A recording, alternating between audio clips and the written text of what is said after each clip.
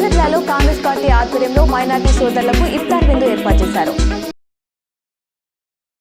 Betting apps ఉచ్చులో పడి గత ఏడాది రాష్ట్రంలో 1000 మంది ఆత్మహత్యలు చేసుకున్నట్లు లెక్కలు చెబుతున్నాయి. మొదట లాభాలను ఎరవేసి మోసగాళ్లు ఆపై నింద ముంచుతున్నారు. దీనికి సోషల్ మీడియా ఇన్ఫ్లుయెన్సర్ ప్రమోషన్ తోడవడంతో తారస్థాయికి చేరింది.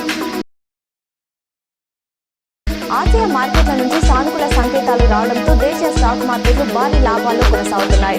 నిఫ్టీ 22,549, సెన్సెక్స్ 74,275 వద్ద ట్రేడ్ అవుతున్నాయి.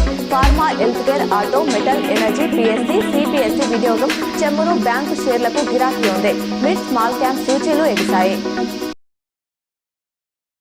బీఆర్ఎస్ వర్కింగ్ ప్రెసిడెంట్ కేటీఆర్ రాష్ట్ర వ్యాప్తంగా పర్యటించనున్నారు. ఈ నెల 20న సూర్యాపేట, 23న కరీంనగర్ లో పర్యటిస్తారు. బీఆర్ఎస్ సిల్వర్ జూబ్లీ సంబరాల విజయానికి దిశానిర్దేశం చేయనున్నారు.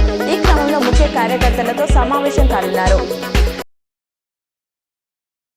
శాసన మండలి ఎదుట బీఆర్ఎస్ ఎమ్మెల్సీలు వినూత్న నిరసన చేపట్టారు. మిర్చి రైతులను ఆదుకోవాలని మహ్మూద్ అలీ, కల్వకుంట్ల కవిత, సత్యవతి రాథోడ్, మధుసూదన్ చారి మెడలో ఎండుమిర్చి మాలలు వేసుకుని నినాదాలు చేశారు. వెంటనే క్వింటాల్ మిర్చికి ₹25,000 మద్దతు ధర ప్రకటించాలని డిమాండ్ చేశారు.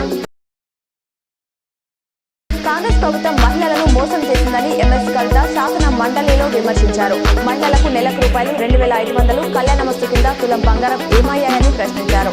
10 నెలలైనా ఈ హామీలు ఎందుకు నిలబెట్టుకోవట్లేదని నిలదీశారు. రాష్ట్రంలో 51% ఉన్న మహిళలు ప్రభుత్వానికి సరైన సమయంలో బుద్ధి చెప్తారని కవిత హెచ్చరించారు. బీజేపీ ఎంపీ డీకే అరుణ ఇంట్లో అగాంతకుడు ప్రవేశించిన ఘటనపై సీఎం రేవంత్ రెడ్డి ఆరా తీశారు. ఎంపీని వివరాలు అడిగి తెలుసుకున్నారు. భద్రత పెంచుతామని ఆమెకు హామీ ఇచ్చారు. ఈ ఘటనలో విచారణ వేగవంతం చేసి వాస్తవాలు తేల్చాలని పోలీసులను సీఎం ఆదేశించారు. భద్రత పెంచాలని పోలీస్ శాఖకు సూచించారు.